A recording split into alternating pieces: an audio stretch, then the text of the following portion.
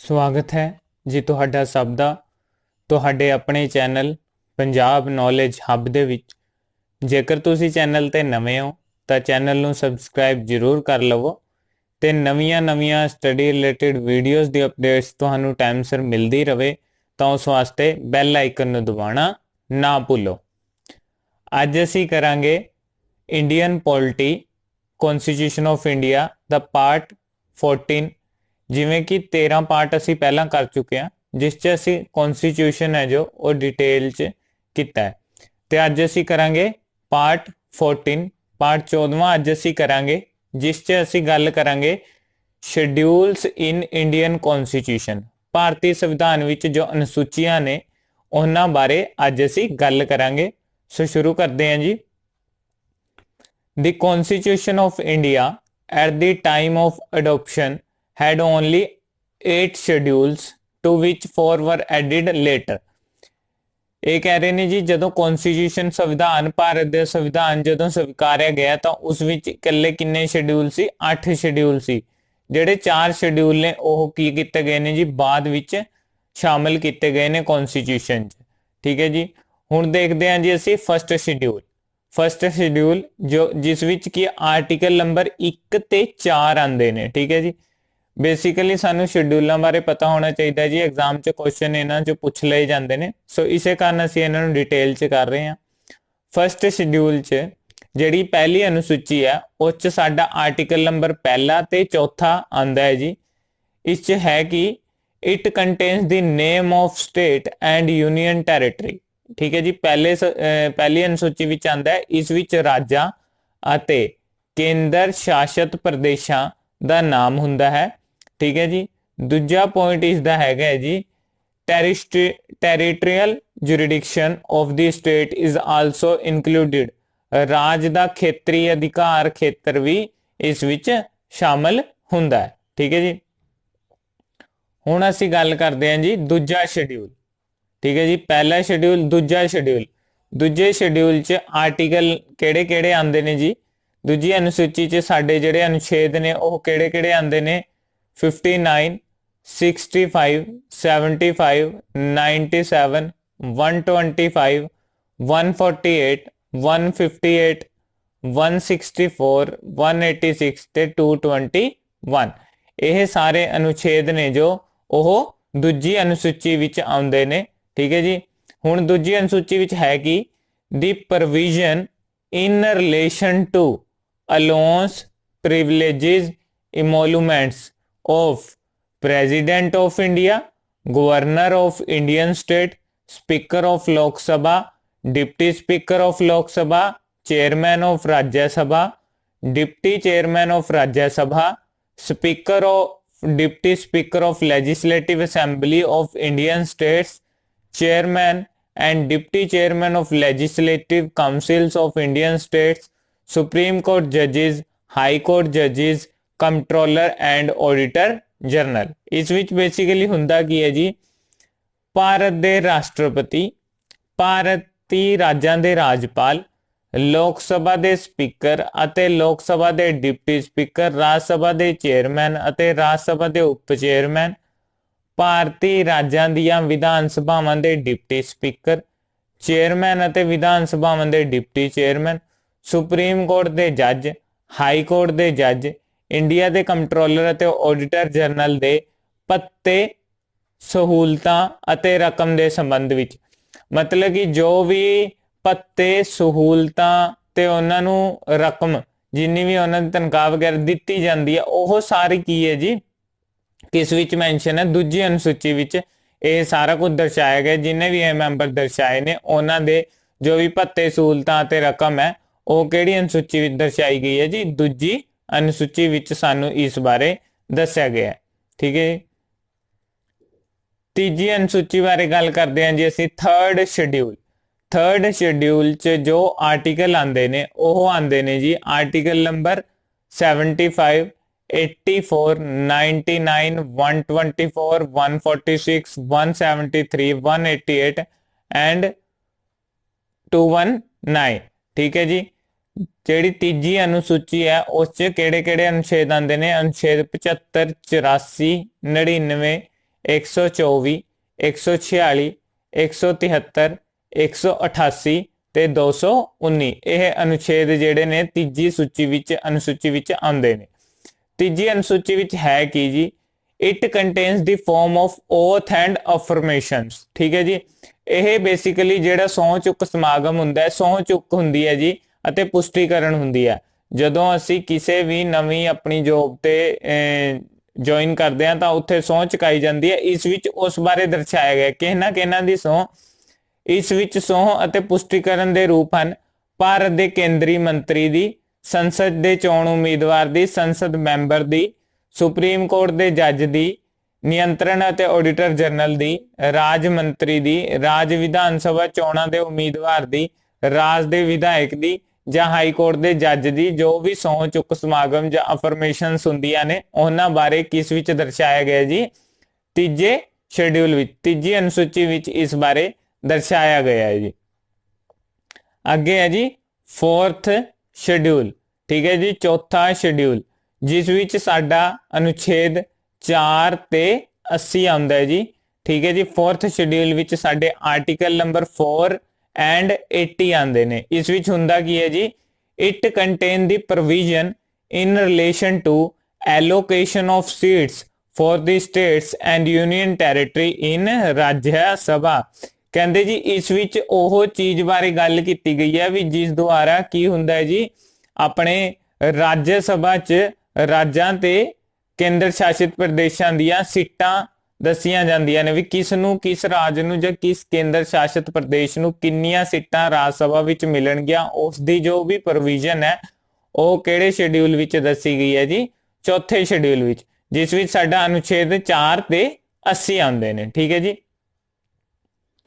ਅੱਗੇ fifth schedule, ਪੰਜਵੀਂ ਅਨੁਸੂਚੀ। ਪੰਜਵੀਂ ਅਨੁਸੂਚੀ ਵਿੱਚ ਸਾਡੇ ਕੋਲ ਜੋ ਆਰਟੀਕਲ ਹੈ ਜੀ ਉਹ ਹੈ 244। ਅਨੁਛੇਦ 244 ਬਾਰੇ ਅਸੀਂ ਗੱਲ ਕਰਦੇ ਹਾਂ ਪੰਜਵੀਂ ਅਨੁਸੂਚੀ ਵਿੱਚ। ਠੀਕ ਹੈ ਜੀ, ਇਸ ਵਿੱਚ ਹੈ ਕਿ it contains provisions in relation to administration and control of schedule areas and scheduled tribes. ਕਹਿੰਦੇ ਜੀ ਇਸ ਵਿੱਚ ਅਨੁਸੂਚਿਤ ਖੇਤਰਾਂ ਅਤੇ ਅਨੁਸੂਚਿਤ ਕਬੀਲਿਆਂ ਦੇ ਪ੍ਰਸ਼ਾਸਨ ਅਤੇ ਨਿਯੰਤਰਣ ਦੇ ਸੰਬੰਧ ਵਿੱਚ ਪ੍ਰਬੰਧ ਹਨ। ਪੰਜਵੀਂ ਜੋ ਅਨੁਸੂਚੀ ਹੈ ਜਿਸ ਵਿੱਚ ਆਰਟੀਕਲ ਨੰਬਰ ਆਪਣਾ ਅਨੁਛੇਦ 244 ਆਉਂਦਾ ਹੈ, ਉਸ ਵਿੱਚ ਅਸੀਂ ਗੱਲ ਕਰਦੇ ਹਾਂ ਵੀ ਜਿਹੜੇ ਸਾਡੇ ਅਨੁਸੂਚਿਤ ਖੇਤਰ ਨੇ ਜਾਂ ਅਨੁਸੂਚਿਤ ਕਬੀਲੇ ਨੇ ਉਹਨਾਂ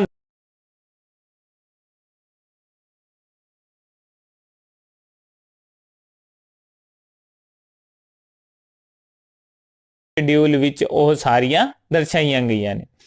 ਹੁਣ ਹੈ ਜੀ ਅਗਲਾ ਸਿਕਸਥ ਸ਼ੈਡਿਊਲ ਜਿਸ ਵਿੱਚ ਸਾਡਾ ਆਰਟੀਕਲ ਨੰਬਰ 244 ਤੇ ਆਰਟੀਕਲ ਨੰਬਰ 275 ਆਉਂਦੇ ਨੇ।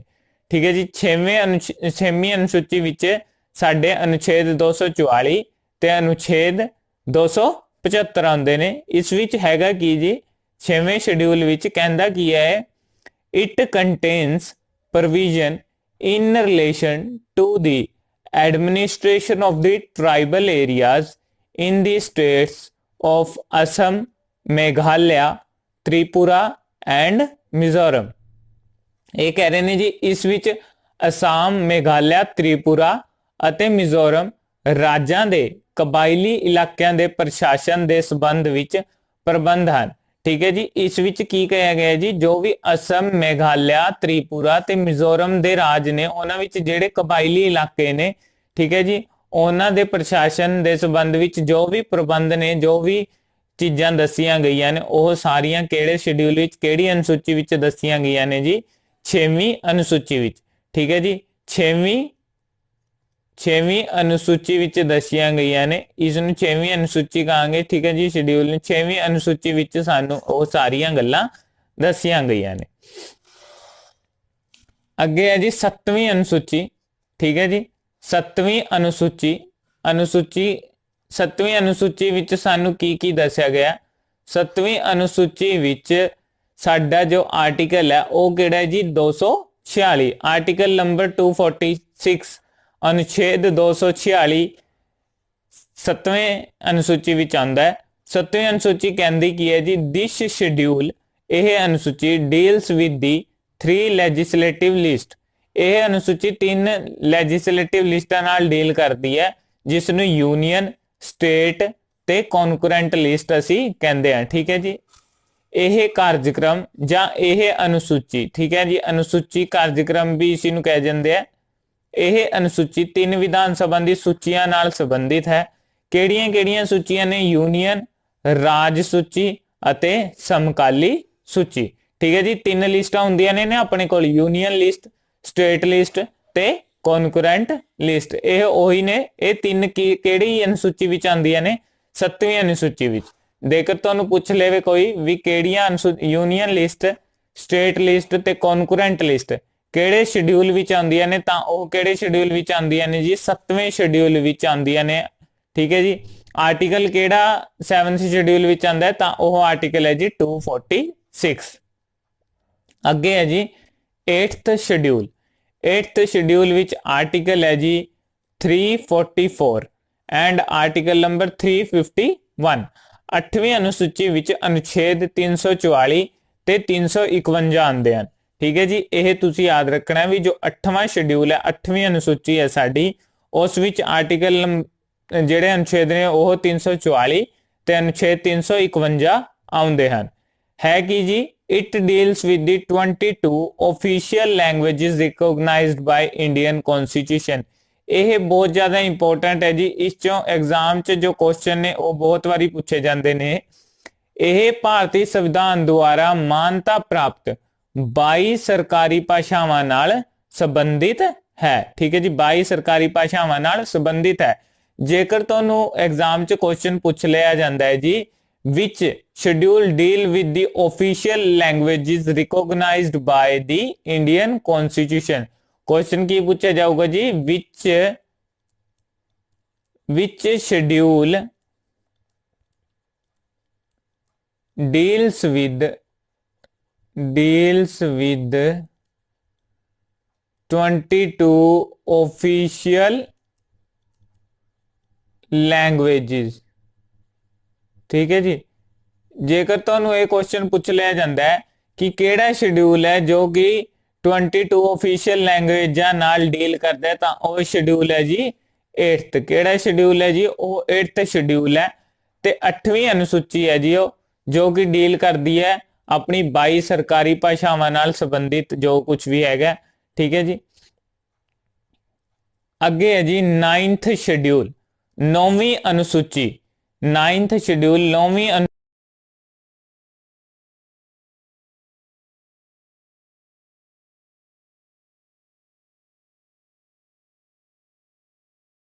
9वीं अनुसूची कहती की है जी, it deal with the state act and regulations of that deal with land reforms and abolition of zamindari system. It also deal with the act and regulation of parliament dealing with other matter. ठीक है जी, 9वीं अनुसूची कहती की है? 9वीं अनुसूची कहती है यह राज दे एक्ट अते नियम नाल संबंधित रखता है, जो भी किसी राज का एक्ट है या नियम है उस नाल यह संबंधित रखता है, जो कि जमीनी सुधारां अते जमींदारी प्रणाली खत्म होने नाल संबंधित है। ठीक है जी, यही की करता है जी? डील करता है राज दे एक्ट अते नियमां नाल जो कि जमीनी सुधारां वास्ते ते जमींदारी प्रणाली खत्म होने नाल संबंधित है। यह संसद के कामां अते नियमां नाल भी संबंधित है जो होरनां मामलिਆਂ नाल संबंधित हैं। ठीक है जी, हुण असीं नोट पढ़ लेंदे हैं जी। First amendment act 1951 added the 9th schedule to protect the law included in its judiciary security on the ground of fundamental law। इसका मतलब की है जी? कहते जी पहली अमेंडमेंट है जो फर्स्ट अमेंडमेंट एक्ट 1951 1951 की जी फर्स्ट अमेंडमेंट से उसने की कराया जी 9वें शेड्यूल नो प्रोटेक्ट करता है। ठीक है जी, first amendment act 1950 added the 90th schedule to protect the laws included in its from judicial security, ताकि जो भी इस अंदर लॉ ने वो जुडिशियल सिक्योरिटी जुडिशियल रिव्यू तो बाहर हो सकन। ऑन दी ग्राउंड ऑफ किस ग्राउंड ते ये कहा गया जी भी साडे बुनियादी हकों दे। ठीक है जी, 9वां शेड्यूल है जो वो जुडिशियल रिव्यू तो बाहर कढ़ दिता गया, यह कह के कि यह साडे फंडामेंटल राइट्स ने।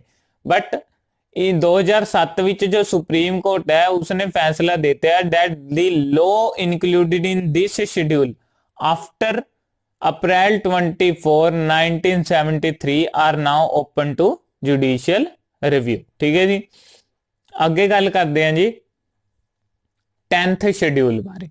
10वीं अनुसूची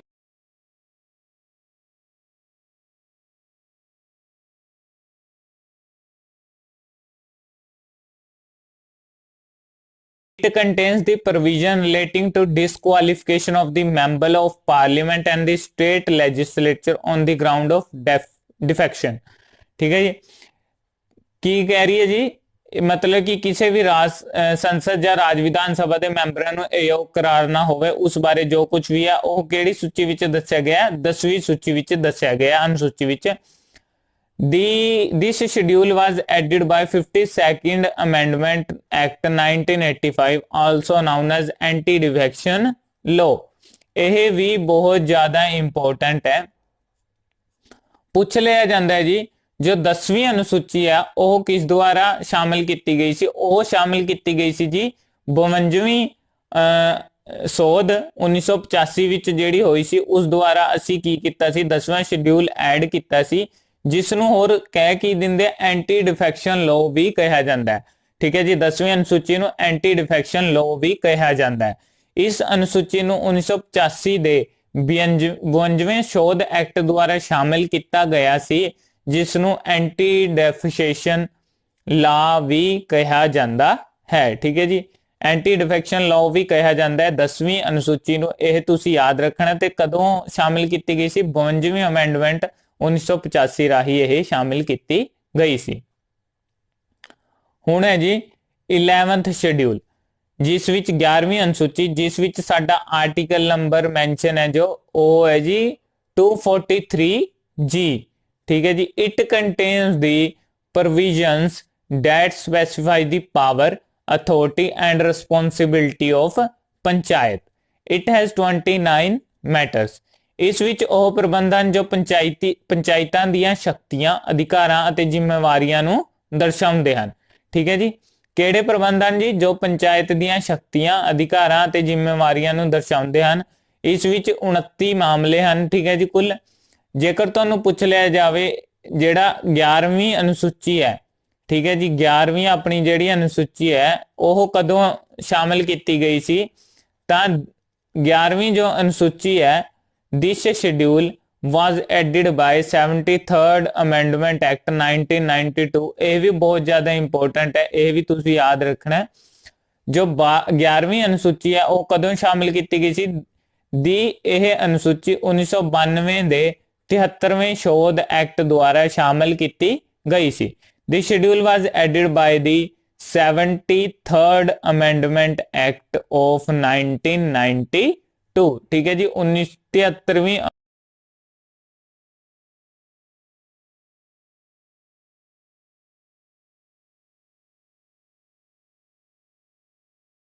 शेड्यूल ते आखिरी अनुसूची 12वीं अनुसूची।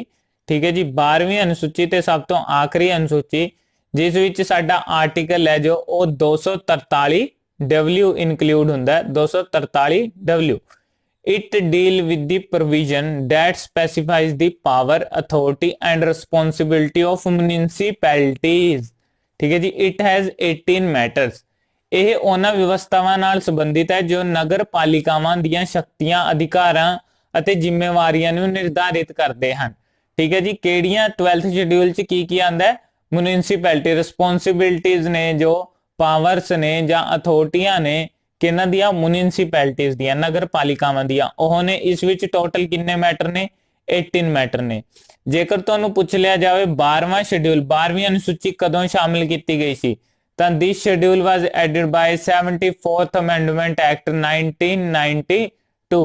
1992 ਦੇ 74ਵੇਂ ਸ਼ੋਧ ਐਕਟ ਦੁਆਰਾ ਇਹ ਸ਼ਾਮਿਲ ਕੀਤੀ ਗਈ ਸੀ। ਇਹ ਵੀ ਬਹੁਤ ਜ਼ਿਆਦਾ ਇੰਪੋਰਟੈਂਟ ਹੈ। ਠੀਕ ਹੈ ਜੀ, ਕਦੋਂ ਸ਼ਾਮਿਲ ਕੀਤੀ ਗਈ ਸੀ? 1992 ਦੇ 74ਵੇਂ ਸ਼ੋਧ ਐਕਟ ਦੁਆਰਾ। ਸੋ ਦੋਸਤੋ ਵੀਡੀਓ ਦੇਖਣ ਲਈ ਤੁਹਾਡਾ ਬਹੁਤ ਬਹੁਤ ਧੰਨਵਾਦ। ਜੇਕਰ ਤੁਹਾਨੂੰ ਵੀਡੀਓ ਪਸੰਦ ਆਈ ਤਾਂ ਵੀਡੀਓ ਨੂੰ ਵੱਧ ਤੋਂ ਵੱਧ ਸ਼ੇਅਰ ਕਰੋ, ਲਾਈਕ ਕਰੋ ਤੇ ਸਾਡੇ ਚੈਨਲ ਪੰਜਾਬ ਨੌਲੇਜ ਹੱਬ ਨੂੰ ਸਬਸਕ੍ਰਾਈਬ ਕਰਨਾ ਨਾ ਭੁੱਲੋ। Daily GK, daily current affairs ਤੇ ਫ੍ਰੀ ਮੌਕ ਟੈਸਟ ਵਾਸਤੇ ਤੁਸੀਂ ਸਾਡੇ ਟੈਲੀਗ੍ਰਾਮ ਗਰੁੱਪ ਨੂੰ ਜੁਆਇਨ ਕਰ ਸਕਦੇ ਹੋ। ਟੈਲੀਗ੍ਰਾਮ ਗਰੁੱਪ ਨੂੰ ਜੁਆਇਨ ਕਰਨ ਲਈ ਜੋ ਲਿੰਕ ਹੈ ਉਹ ਡਿਸਕ੍ਰਿਪਸ਼ਨ ਬਾਕਸ 'ਚ ਦੇ ਦਿੱਤਾ ਜਾਊ। ਸਾਡੇ ਨਾਲ ਫੇਸਬੁੱਕ, ਇੰਸਟਾਗ੍ਰਾਮ ਤੇ ਵੀ ਜੁੜ ਸਕਦੇ ਹੋ। ਫੇਸਬੁੱਕ ਤੇ ਇੰਸਟਾਗ੍ਰਾਮ ਤੇ ਜੁੜਨ ਲਈ ਜੋ ਲਿੰਕ ਹੈ ਉਹ ਵੀ ਡਿਸਕ੍ਰਿਪਸ਼ਨ ਬਾਕਸ 'ਚ ਦੇ ਦਿੱਤਾ ਜਾਊਗਾ। ਸੋ ਦੋਸਤੋ, ਜੇਕਰ ਤੁਸੀਂ ਚਾਹੁੰਦੇ ਹੋ ਕਿ ਤੁਹਾਨੂੰ ਸਾਡੀਆਂ ਨਵੀਆਂ ਸਟੱਡੀ ਰਿਲੇਟਿਡ ਵੀਡੀਓਜ਼ ਦੀ ਅਪਡੇਟ ਸਮੇਂ ਸਿਰ ਮਿਲਦੀ ਰਹੇ ਤਾਂ ਤੁਸੀਂ ਬੈਲ ਆਈਕਨ ਨੂੰ ਜ਼ਰੂਰ ਪ੍ਰੈਸ ਕਰਿਓ ਤੇ ਸਾਡੇ ਚੈਨਲ ਨੂੰ ਸਬਸਕ੍ਰਾਈਬ ਜ਼ਰੂਰ ਕਰਿਓ।